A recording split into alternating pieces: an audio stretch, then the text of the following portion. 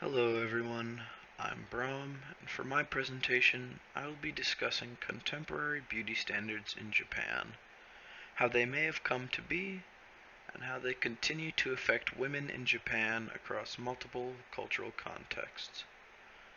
The perceived role of women in Japan that we have explored in class so far often discusses beauty and beauty standards, and through this presentation I hope to explore some key questions with regards to the experience of women in both a historical and a contemporary Japanese society. So, as I said before, I will be discussing some of the modern beauty standards that are imposed upon women in Japan today, particularly upon women in the workforce. Through this, I hope to understand how women are treated now as a large portion of the working population. Then, I will look at some historical beauty standards, the roots of these expectations placed upon women. This is to show how women were once treated before having the option of financial stability of their own. Finally, I will go over what may have resulted in the evolution of Japanese beauty standards, taking a look through multiple perspectives. This will primarily be looking into globalization and how a more globalized Japan may have been affected in its standards imposed upon women. So first, I look at Japan today and the beauty standards imposed upon Japanese women. It's not uncommon to find Japanese companies enforcing strict dress codes, asking women to wear makeup or high heels, or to stop wearing glasses while on the job.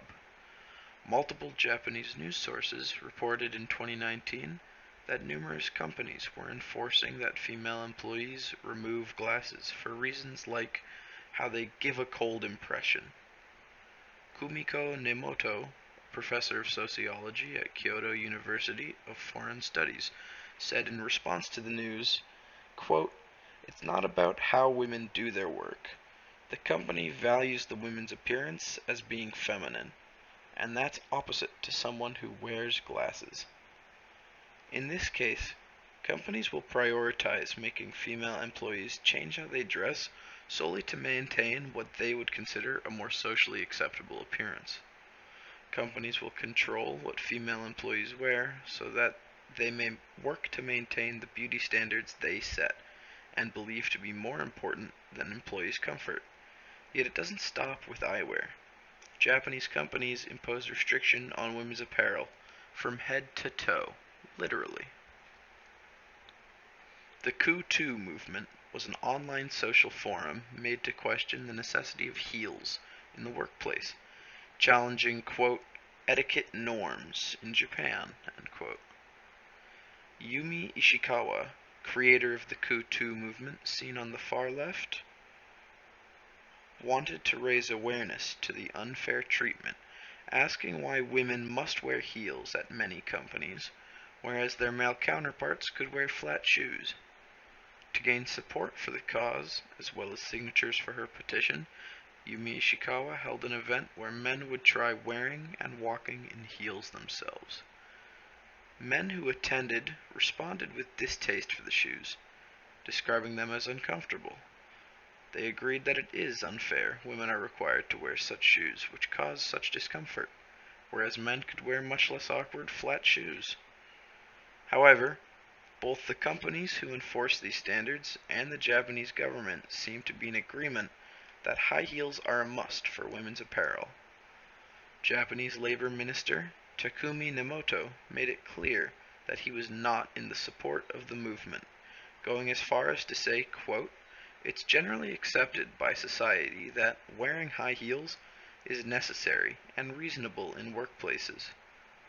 Once again, it happens that the comfort of women becomes secondary compared to the fulfillment of classic beauty standards designed to appeal to men. So what does this all really mean about contemporary Japanese beauty standards? Well, primarily male-dominated and male-filled positions, such as company board members, chiefs, and company presidents, impose restrictions and standards for what women are to wear, more so than their male counterparts. Furthermore, this shows that the government supports this practice, allowing and even reconfirming these beauty standards that are set by corporations. Now, with some context to modern beauty standards, we can pivot and look to the past. What beauty standards did Japan impose on women in the past? Unsurprisingly, historic beauty standards differed vastly from those modern standards I just went over. During Japan's Heian period, 794 to 1185, a woman's shining dark hair, long and glossy, adorned with ornaments, was a heavy focus of beauty. So much so that aging women primarily feared thinning hair with age. Furthermore, alongside physical beauty, Magnus Doder writes how a woman was judged upon by her accomplishing attributes, the poems she wrote, but also the papers she used and her calligraphic style. If a lady was a beautiful bore, she was ridiculed by her contemporaries. End quote.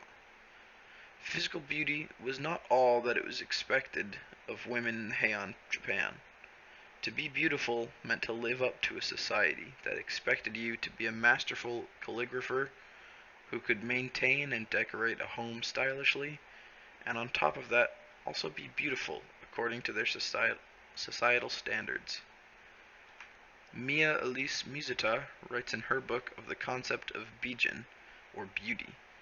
She says that throughout its entire history, Japan has had an evolving idea of beauty, and the word bijin portrays this well. Mizuta, while discussing the writing of English language scholar Okakura Yoshisaburo, writes, quote, "Because the trait of beauty is in the end subjective, defining the real-life bijin was a challenge. It's impossible to standardize beauty across any population. However, that didn't stop people like Okakura Yoshisaburo from trying to define beauty, nor did it ever stop the societal expectation that women must first and foremost meet some standard or standards of beauty, be it physical or more." So, what does this show us about beauty standards now, with both contemporary and historical context explained and examined? Well, women have long been imposed upon by beauty standards set across the board, expecting women to meet X number of requirements before they can be beautiful. Furthermore, we see that even as women have begun to take up large portions of the working population, they're still expected to first and foremost fulfill the role of being beautiful, based upon the expectations of their society, ultimately undermining the progress made to include women in the workforce and allow women to get proper education. This leads me to my final question. Through my research, I found multiple perspectives on this question. Has globalization impacted these standards? Well, Cho Kyo writes of how Western culture's influence on China and Japan resulted in classically Western traits gradually being considered less ugly. Quote, "Once it was recognized that the West had overwhelming power, red hair and jasper eyes became gradually less ugly. Indeed, the 20th century they were transformed into a symbol of beauty." End quote. Western features began to seep into the Japanese culture as their red hair and jasper eyes shifted from being considered ugly to being considered attractive, in its nature of coming from the overwhelmingly powerful West. Fabienne Darling-Wolfe may agree with Cho Kyo, as in her conclusion she points out how the Japanese popular culture environment is heavily influenced by globalization, the same prospect that resulted in Western physical features becoming more attractive. The graph on the left shows how Japanese GDP per capita began to grow at a pace more akin to the Western nations whose influence over Japan grew massively after World War II. This industrial influence is sort of what Darling-Wolfe refers to when discussing Japan's complex relationship with the rest of the world as both colonizer and quasi-colonized. Darling-Wolfe is also quoted writing, quote, "The women I interviewed negotiated global and local influences on a daily basis, as they engaged in the media-saturated life of their small community. In this modern era of Japanese society, Darling Wolf still finds that globalization influences individuals, affecting their perspective and biases. Here, Sharon Sievers, seen on the right of the picture, is quoted writing, quote, "As the new government leaders moved to amend any social condition that seemed to justify Western criticism of Japan as uncivilized, they were immediately faced with one of the favored patriarchal myths of the 19th century West, that the status of women was an important measure to any society's progress towards civilization. The Meiji-era Japanese government found themselves completely swayed, working to portray Japanese women as equals while maintaining that they were in fact objects of beauty to be judged based upon their standards. To provide women the chance to gain financial independence and proper education was simply a means to an end of presenting well to the overwhelming might of the West. So I ask again, has globalization impacted contemporary Japanese beauty standards? Simply put, there is no definite answer. That said, we can definitely see that globalization has had an impact on Japanese society and culture. From there, it is up to us, with our understanding of the role of women in the Japanese cultural context, to determine whether or not we think that globalization has impacted Japanese beauty standards. This was my dive into Japanese beauty standards, both culturally historic and culturally contemporary, these modern era. I hope it sparked a question or a thought in your mind as to my three main ideas. These are the sources I referenced for the presentation.